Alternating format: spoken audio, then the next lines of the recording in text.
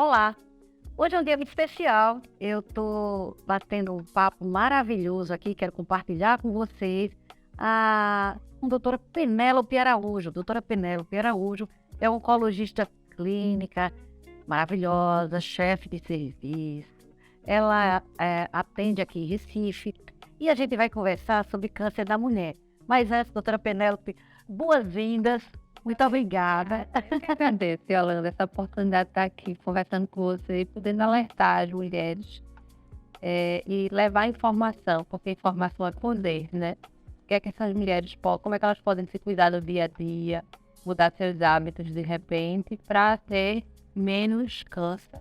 E se o câncer aparecer, que a gente consiga desmistificar, né? Para que essas mulheres procurem o mais rápido o serviço médico. E não haja tantos atrasos nesse diagnóstico, né? Por medo, por desinformação, por tantas outras coisas que podem estar aí escondidas e podem atrapalhar. Então a gente está aqui para conversar um pouquinho sobre isso. Muito bem, você disse, eu acho que você falou a coisa, o centro de tudo. Informação é poder. Eu sempre valorizei muito essa linha, informar. Eu sou daquelas assim que chego e desenho como é que vai ser a cirurgia, que eu preciso entender que a paciente, ela traz essa devolutiva no olhar. É por aí. Vou confiar. Vou confiar. Vamos juntas. É aquele tempo, exato, é aquele tempo que a gente precisa, né? E a gente quase não tem essa oportunidade de falar, em linhas gerais, de como é que ela pode se defender e se precaver contra esses males, né? Eu digo, a mulher no Brasil, eu falo isso direto, a mulher no Brasil tem medo de morrer de câncer, ela morre mesmo do coração, mas existe uma questão que está por trás dessas doenças, desses agravos, que é a grande epidemia de obesidade. Obesidade, para quem não sabe, é uma das principais causas de câncer atualmente. Claro, a gente tem os vírus, que são uma causa importantíssima de câncer, mas a obesidade é muito perversa, porque ela também está associada à hipertensão, à diabetes, né? Então, a obesidade, doutora, ela tá tendo esse peso, ela está sendo esse reconhecimento dessa importância dela. Com certeza, a obesidade é reconhecida pela Organização Mundial de Saúde como causa de 13 tipos de câncer diferentes, né? A gente vai conversar sobre isso bem detalhadamente, mas no Brasil é estimado que 38% das mulheres são obesas. Então, veja a que risco essas mulheres estão expostas, tanto de doenças cardiovasculares, como a Yolanda falou, e câncer, que aqui é nosso centro, né? A nossa conversa vai ser sobre os cânceres associados à mulher, né? E aí a gente vai conversar sobre isso, Yolanda. A obesidade, ela causa inflamação crônica, resistência insulínica e algumas questões de citocinas que vão estimular, propiciar um ambiente que propicie nos tecidos das células a que essas células se transformem em câncer. Então, o processo de carcinogênese não é totalmente compreendido ainda, mas a ciência avançou bastante nesse sentido. A gente sabe que a inflamação e a obesidade estão muito associados com fatores de risco ali, estimulando o ambiente para que essas células de câncer se desenvolvam. Muito bem. Existe uma gama de cânceres muito associados à obesidade, né? Enquanto fator de risco, né? Então, a mulher está lá envolvida em todos eles, né? Então, tireoide, mama, vamos lá, tem intestino, ovário, endométrio. Endométrio é que pega pesado. Endométrio, a gente tem, claro, que existem um percentual importante dos cânceres de ovário, existe quase que uma determinância genética, etc. Mas a grandíssima maioria dos cânceres de endométrio, o que é câncer de endométrio? Câncer de endométrio é o câncer que mais representa o câncer do útero, o câncer do corpo uterino, tá? Ele acontece, na maioria das vezes, na mulher acima dos 55 anos. Esse é o padrão. Em média, 64 anos. E aí é que tá. É uma mulher que a gente já conhece bem os fatores de risco, mas a gente não consegue chegar nessa mulher com tanta antecedência, né? E a obesidade é um desses fatores de risco. Câncer importante, Yolanda, que eu ia falar, que a gente vai conversar também, são os sintomas. Isso. Como a gente está falando da mulher na menopausa, 50, 55, 65 anos, se houver um sangramento vaginal nesse período, então a mulher deve imediatamente, o mais rápido possível, procurar seu ginecologista, né? Procurar um especialista. Porque esse é o principal sintoma. Então, alerta. É por isso que a maioria dos cânceres de endométrio são diagnosticados dentro do útero ainda, ou seja, em estadiamentos iniciais, porque tem essa questão do sangramento vaginal que chama a atenção. Já não era para estar menstruando, mas ela vai menstrua ou ela tem um sangramento. E aí isso é o que chama a atenção para que deva ser investigado esse útero. Ou seja, pode estar acontecendo alguma coisa anormal nesse útero. Esse útero não era mais para estar sangrando ciclicamente. Mas a Yolanda vai conversar um pouco. Isso. Tem desde que é mundo, a gente sabe que mulher menstrua. É um evento, no geral, um evento mensal. Começa lá no comecinho da adolescência, né? E deve, né? Atualmente ele vai embora, na média, né? As menstruações cessam na média dos 50 anos. Não existe exatamente uma idade em que a gente diga a sua menopausa acontece a partir daqui. Mas uma coisa importante, a mulher precisa tomar mais consciência de que depois desse período, quanto mais se distancia dos 50 anos, tá? Ela não tem mais uma menstruação. Primeira coisa. Segunda coisa, a menstruação, ela tem tempo para acontecer. E ela tem um fluxo, que é um fluxo muito conhecido, é aquele fluxo que não interfere no dia a dia. Então, assim, chegam mulheres, muitas vezes, que estão há 1, 2 anos, 55 anos, 1, 2 anos, com sangramento irregular, e chamando de menstruação. Porque na cabeça da mulher, tudo que sai de sangramento dos genitais dela é uma menstruação, né? Então, essa consciência de que ela está na idade de pós-menopausa e não tem mais menstruação, não deveriam mais estar acontecendo. E pelo contrário, além de estar acontecendo, está acontecendo um sangramento anormal, um fluxo aumentado, bem aumentado e com coágulos.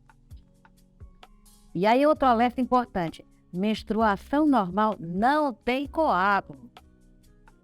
Então, alerta, mulheres que têm menstruação com coágulo, então tem que procurar o seu ginecologista, precisa investigar isso. Penélope, câncer de endométrio, certo? Dos cânceres que você trata, tá? O câncer de endométrio, ele está tendo essa importância no dia a dia? Acontece com muita frequência no seu consultório? Como é que é? Acontece. No Brasil, o câncer de endométrio é o 8º câncer mais frequente. E falando da mulher, depois do câncer de mama, é o 2º câncer mais frequente nos países desenvolvidos. Então já é uma epidemia nos países desenvolvidos. Estados Unidos e Europa, onde as pessoas são mais obesas do que nós, já é o 2º câncer feminino. No Brasil, nos estados do Nordeste e do Norte, ainda perde com câncer de colo de útero, né? Mas é o seguinte, as pessoas estão envelhecendo e envelhecer é o principal fator de risco para ter câncer. Sempre falo isso. A gente se assusta muito quando vê uma pessoa jovem com câncer, não é? De uma certa forma choca as pessoas, chama a atenção.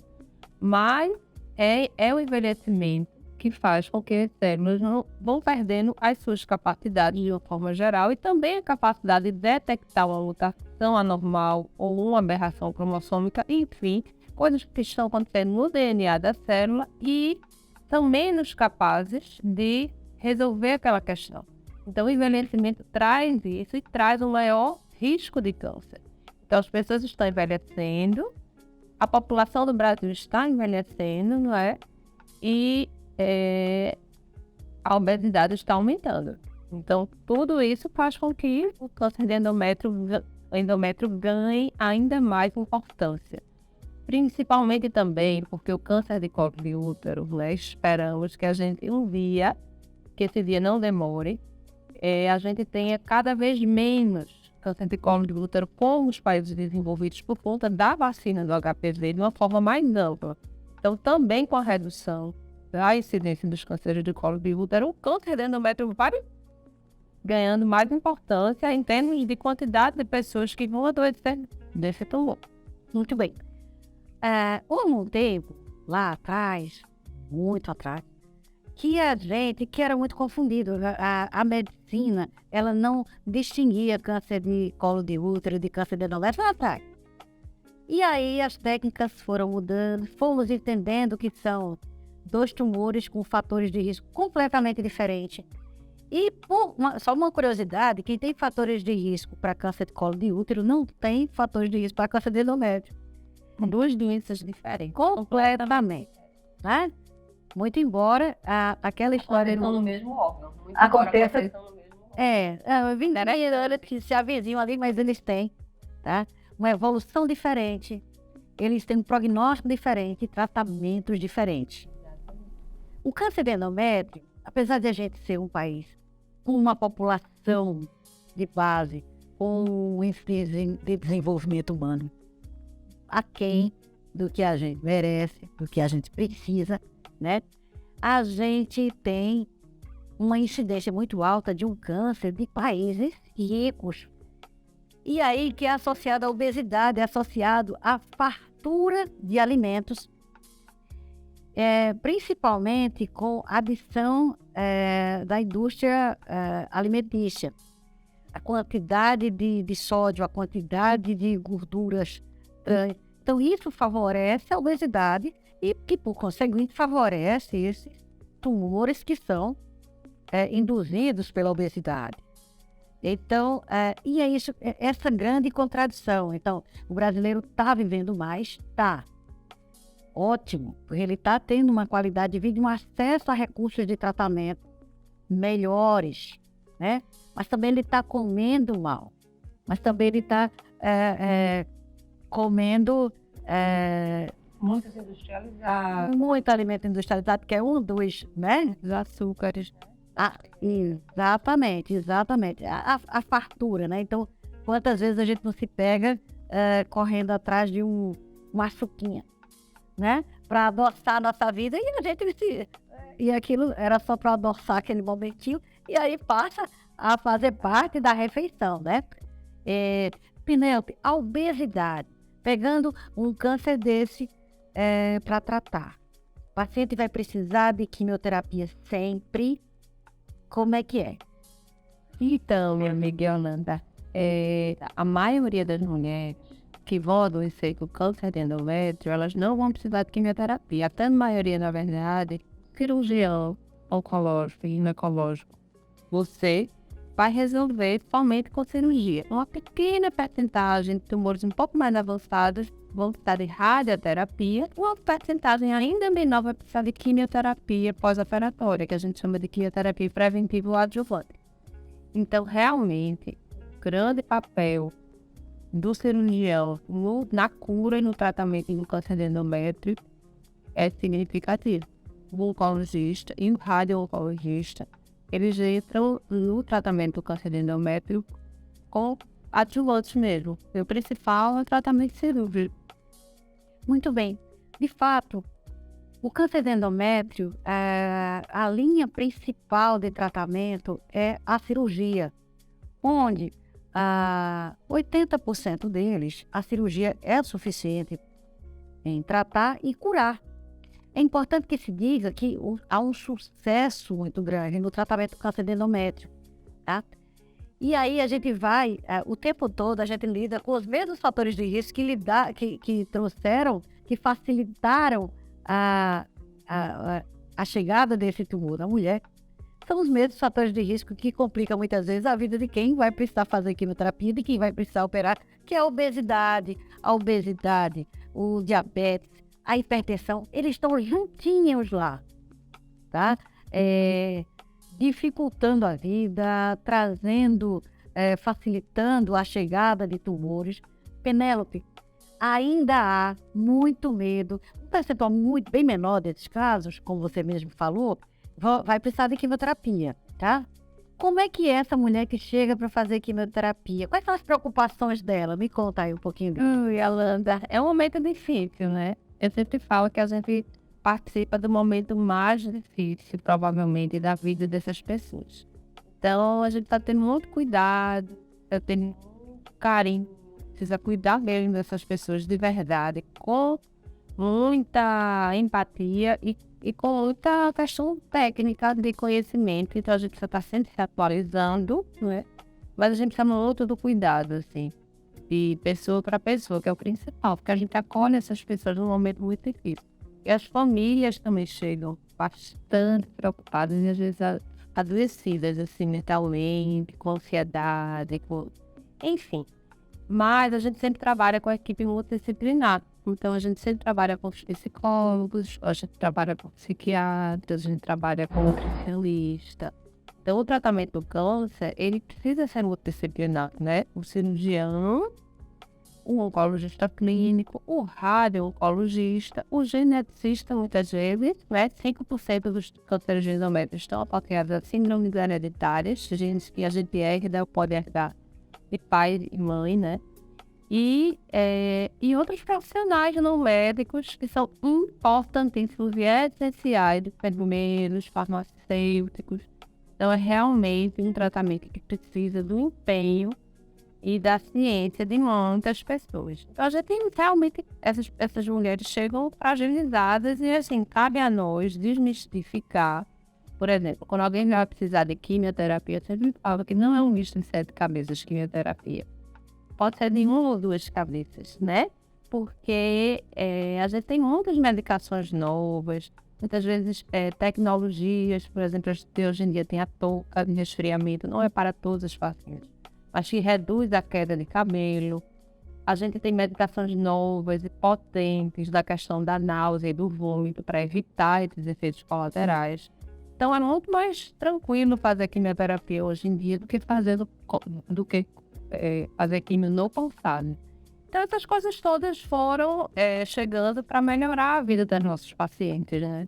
Durante esse período difícil que elas vão passar e que a gente vai apoiar juntinho com elas. Muito bem. Uma coisa que a gente percebe claramente, né, que é a primeira vez, muitas vezes, na vida da mulher, que ela se depara com a ideia de morrer.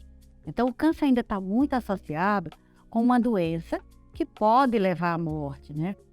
E aí a gente sabe o quanto a gente consegue curar e o quanto isso, por mais que a gente queira, a gente não consegue despregar isso. É uma doença séria, é uma doença de potencial grave, mas é uma doença cuja medicina moderna tem oferecido, né?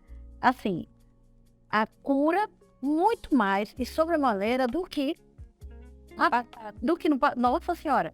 Então, assim, os avanços na oncologia são feitos da medicina moderna que a gente precisa se orgulhar e precisa divulgar isso daí, né?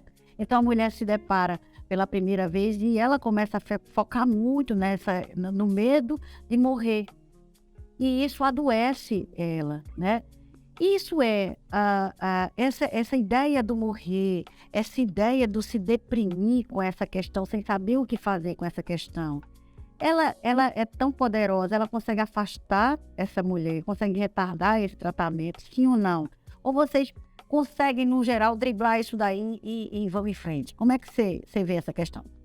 Olha, Yolanda, algumas pessoas realmente têm mais dificuldade, né? Então, a gente consegue ajudar a maioria das pessoas, consegue tratar da forma adequada a maioria das pessoas. Mas, claro, que depressão não tratada, ansiedade não tratada, outros distúrbios, né, distúrbios de adaptação que eles têm muito por conta da notícia, a vida muda depois da notícia de um câncer, né? Então, são os transtornos de adaptação e a nova realidade.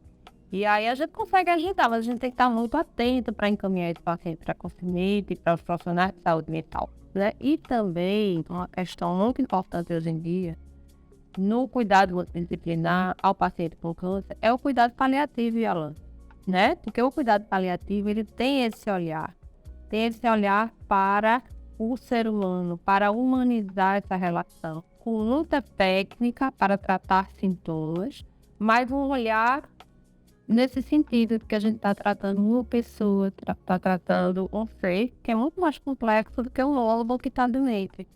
Então, isso é muito importante. Você sabe que eu sou paliativista.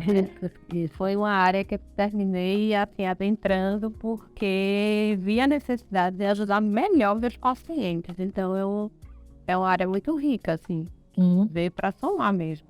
Ou seja, as mulheres que não vão conseguir se curar, elas vão conviver com o câncer e vão conviver hoje em dia muito melhor do que no passado, que a gente também precisa desmistificar. Existem milhares e milhares, milhões de pessoas no mundo convivendo com o câncer, né?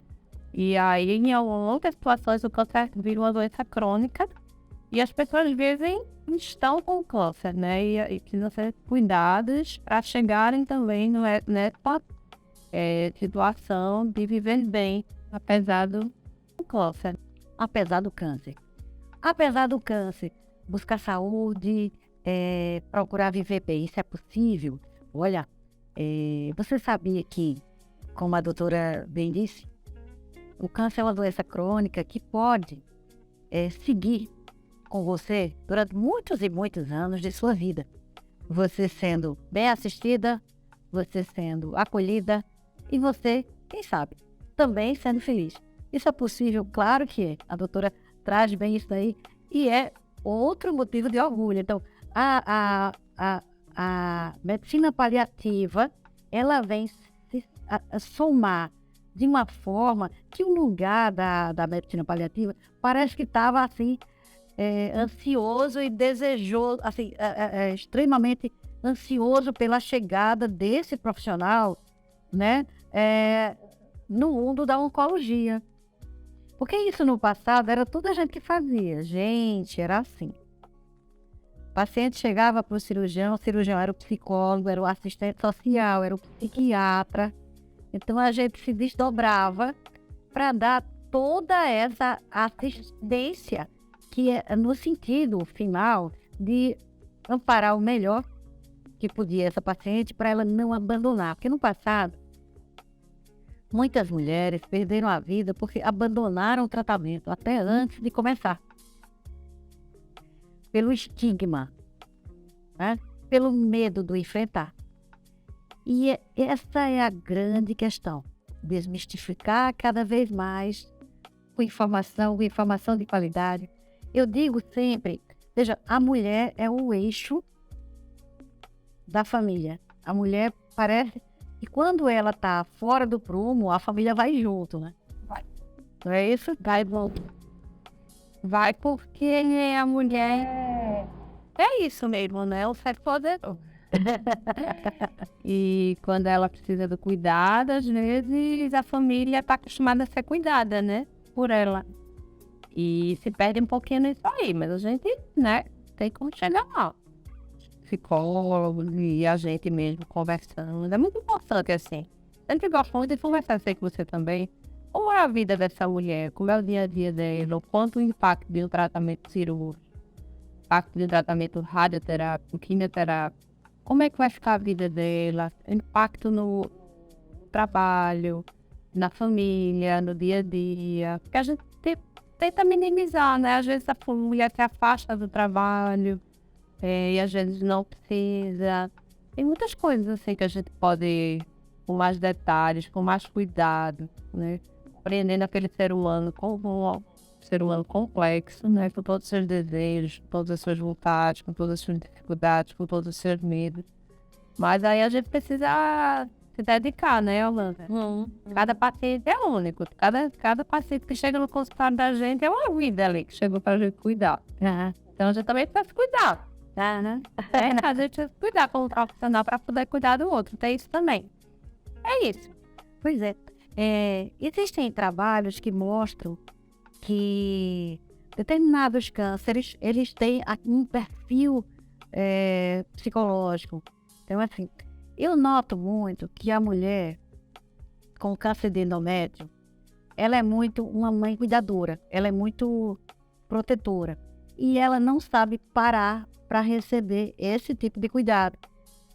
E não é uma questão de orgulho, é porque ela não sabe ser diferente, né? Então, é estranho para ela ver um filho que ela sempre cuidou, muitas vezes preparando a comida dela, porque naquele dia, preparando a refeição dela, porque naquele dia ela não tá. Ela tomou quimioterapia no dia anterior, ela tá abatida. É estranho para ela, então ela se sente meio incomodada com aquela situação que é completamente inusitada para ela. E esse se deixar cuidar é muito difícil, né? Você já passou por isso? Você já viu esse tipo de paciente? Sempre, a gente vê sempre. É isso mesmo, exatamente isso. A mulher é isso, né? Pode ser generoso, que desenvolveu com a maternidade, é a questão do cuidar mesmo, né? Dos filhos, da família, do manter na sociedade a família, né? Manter essa estrutura social. E quando ela precisa dar um tempinho para cuidar da sua própria saúde, tem essa dificuldade mesmo, de ser cuidada por todo mundo. Às vezes eu encaminho para psicóloga e ela diz, não, doutora, eu não preciso de psicóloga, não. Mas só para conversar um pouquinho, não precisei de psicóloga na minha vida. Às vezes me esqueci, profissional de saúde mental, quanto é importante, quanto ajuda. E aí a gente vai conseguindo chegar lá, mas as resistências ainda acontecem, né? Pois é. Uma coisa que eu sempre digo é que você está em tratamento oncológico e, assim, se acha o suficiente para ficar sozinho. Não, tá na quimioterapia. Não, eu prefiro que meu filho vá trabalhar. Não, eu prefiro... E eles sentem, os familiares, aquelas pessoas que estão no dia a dia mais próximas, eles muitas vezes não querem ficar fora desse capítulo da sua vida. Eles querem participar. Inclusive, é importante, para aquele equilíbrio que a gente fala, que a família, cada qual dê o que pode, a sua contribuição, sem cobrança. E eu digo assim, o que a mulher, porque eu tenho o contrário também, as mulheres que acham que naquele momento todo mundo, ela tem que ser o alvo de tudo que acontece na família. E não é bem isso. Porque, né, Yolanda, o marido, o homem, sempre vem acompanhado da mulher. E a maioria das mulheres chegam no consultório sem o marido, sem filho, sozinhas. Eu sempre falo para elas assim, olha, vamos ver essa rede de apoio. Vamos ver esses filhos, sobrinhos, irmãos, companheiros. Porque o câncer não é uma doença para a gente ficar sozinho, é para a gente estar junto com outros familiares, com outras pessoas queridas. Porque precisa de mais, né? Ele ajuda muito. É isso. Esse adoecer da família, ele está sempre no meu foco. Então, muitas vezes é o contrário. Tem uma mulher que tem muita gente na família querendo cuidar, mas tem aquela cuidadora master que não larga a mão. E ela acha que ela pode passar 5 dias no hospital, muitas vezes, com a pessoa, acompanhando aquela paciente. Aí eu, não. E eu vou fazer uma escala para a família. Então, um passa 6 horas, vem outras 6 horas para passar. Quem dorme uma noite não dorme na outra. E assim eu consigo distribuir. Por quê? O cuidador central, aquele que puxa toda a energia do tratar, todo o cuidado para ele se apodera daquele momento todo para ele adoece. Sempre. Ele adoece depois, quando a grande onda passa, ele adoece, mas principalmente ele vira quase que o foco do cuidado de quem está em tratamento. Então fica aquela... E aí... Cuidado, né? E a gente precisa ter esse olhar para interferir nessa roda, nesse ciclo. Exatamente. Porque às vezes é um caminho longo, né? E aí o estresse vai acumulando. Precisa dividir primeiro, para fazer essa escala. Exatamente. Uma coisa é tratar esse câncer dessa mulher com esse perfil. A gente trata uma vez, ele desaparece. Ele nunca mais volta. Mas há aquele percentual pequeno, por isso que precisa ela ficar o resto da vida em acompanhamento. Não com aquela intensidade, mas uma consulta anual, é uma coisa suave, nessas, tá? É um cuidado até que necessário, que talvez ela entrou nessa porque não teve esse cuidado, não se deu esse direito antes. A maioria dos tumores do endométrio é tratado completamente, satisfatoriamente, né, com um grau de cura de uma única chance, uma única cirurgia. Perfeito. Nem sempre é assim. Um percentual pequeno dessas mulheres vão precisar de um segmento mais ativo, vão precisar daquela consulta semestral comigo, com a doutora Penélope. Então, assim, e vai precisar fazer exame sempre. Então, a família pode perfeitamente ajudar em vários momentos. Entendendo o câncer como uma doença crônica que tem que estar sendo vigiada, digamos, tá? Isso não implica necessariamente, tá? Que tenha que ser uma tortura esse passar, esse cuidado a mais que essas mulheres precisam ter. Penélope, o que você diria de alerta para essa mulher, digamos que em risco para ter câncer de endométrio? O que ela tem que ficar ligada? Quais são os sinais que você... Yolanda, a gente precisa sempre tentar minimizar os fatores de risco que a gente já passeou e já conversou. Então, aqui a atividade física tem que fazer parte da vida de todas as pessoas. A gente sabe que a minoria das pessoas do nosso país é fisicamente ativa. Então, a mudança do estilo de vida precisa ser implementada mesmo. Ou antes, que é o ideal, mas depois do diagnóstico de câncer, ver o tratamento no primeiro impacto, cirurgia, quimio e rádio, a gente precisa estimular no segundo momento essa mulher a mudar, né, o estilo de vida dela. Então ela precisa associar a atividade física no dia a dia, sair do sedentarismo, melhorar a alimentação. Eu caminho muitas vezes para o nosso colega endocrinologista para tratamento da obesidade e a gente tem muitos remédios novos, revolucionários, né, que a gente não tinha no passado, que ajudam muito na perda de peso. E é isso, assim, precisa diminuir o peso mesmo, porque isso impacta, né? Tem vários estudos científicos que comprovam que reduzindo o peso, iniciando atividade física, usando esse metabolismo, há uma redução da incidência da metástase e da recidiva de um câncer. Tanto em câncer de mama, onde são a maior quantidade de estudos, está muito bem estabelecido. E câncer de endométrio também, todos os tumores ginecológicos, né? Então, cientificamente comprovado, a gente tem obrigação de orientar. Então, eu sempre falo, vamos fazer não for parte. A gente vê médico para fazer a parte dele, mas você também tem que fazer a sua parte. E é muito difícil, né, Yolanda? Mudar estilo de vida, mas não é impossível. Não é impossível. E a gente tem que perseguir isso aí, junto delas, e mostrando que não é só simplesmente vai fazer exercício físico, vai emagrecer, porque isso é importante para a sua saúde. Não. A comprovação científica que seu câncer vai ter uma possibilidade menor de recidiva se você mudar o seu estilo de vida, se você perder peso.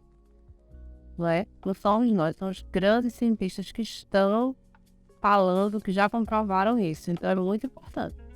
Muito bem.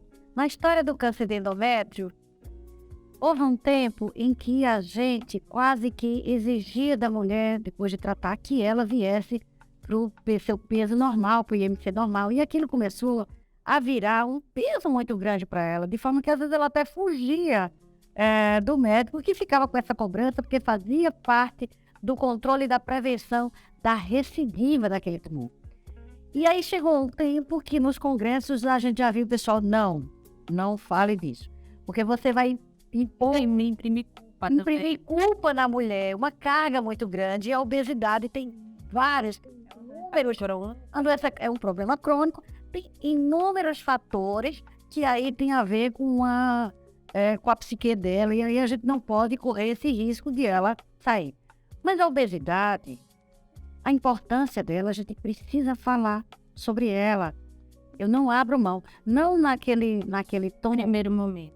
nem no primeiro momento e nem No momento de fala. naquela condição de ela, entende? Ela não queira mais voltar no consultório e perca o segmento. Que a gente Exatamente. muito, né, Exatamente. É nisso que a gente não pode. É perder, de estar, né? Participando, de estar por perto, de estar ajudando, que é nossa função. A gente trata, mas a gente fica fazendo aquele segmento importante e a gente não pode abrir mão mais de falar da obesidade com, né, a importância que a obesidade tem. A gente sabe que a gente vive momentos assim, em que o apelo gastronômico é uma coisa formidável, né? Então, como viver sem isso hoje, né? As mulheres têm que se reinventar, têm que se reeducar, a alimentação dela tem que se reeducar, mas também não pode viver com aquela privação monstruosa, como se ela tivesse, daí para frente, encarcerada numa determinada condição, porque assim é encarcerar-se no medo. Ela precisa viver, né? E ela precisa trazer o equilíbrio para a vida, que é isso daí que eu acho que é a grande questão. Daí falam isso, assim, que as mulheres, as pessoas obesas, elas precisam perder, às vezes, pouco peso, e isso já impacta significativamente na redução dos riscos de adoecimento cardiovascular, infarto, derrame e câncer. Ela não vai se tornar uma pessoa magra, não é isso que a gente quer, mas quer que ela perca peso, né? Que ela adicione atividade física, isso diminui o status inflamatório, e pequenas perdas para a pessoa obesa, do peso, são muito significativas em questões de reduzir os riscos de adoecimento. Muito bem. Penélope, eu queria agradecer muito a você esse papo, essa disponibilidade, esse papo. Qual o seu recado final para essa mulherada que está nos ouvindo? Eu te agradeço, Yolanda. Eu agradeço demais esse momento, de poder falar e conversar e olhar no olho das mulheres, e trazer informação e desmistificar o câncer. Porque esse é nosso dia a dia, né? Essa é a nossa luta diária. E o meu recado principal é assim, se observem. Eu falo isso, se observem, que os sintomas aparecem. Sangramento vaginal na menopausa, nódulo na mama, uma mudança do hábito intestinal que a gente chama. Então, o sangramento nas fezes, uma digestão que se dava super bem, passa a não se dar mais tão bem. Então, assim, cada um tem que cuidar de si, né? E não tem uma pessoa que nos conheça melhor do que nós mesmos. E isso é o autocuidado, né? Então, se a gente se observa, se a gente se cuida, é o primeiro sintoma, alguma coisa que está estranha, está diferente em mim, eu vou procurar meu médico de confiança. Porque vou fazer meus exames, né? Vamos investigar. Isso é muito importante para os diagnósticos precoces do câncer. Fazer os exames direito em mamografia, né? Por exemplo, Papa Nicolau, por exemplo, para o colo do útero, a mamografia para o câncer de mama. Mas o câncer de endométrio e a maioria dos cânceres não tem um exame que detecte precocemente. Então é importante que você se observe, você se cuide e que você se observe, que procure seu médico. É o primeiro sinal que as coisas podem não estar normais. Pois é, nós vamos ficando por aqui. Eu agradeço a doutora Penélope pela companhia, agradeço a sua companhia e aí se cuide, mulher. Até lá.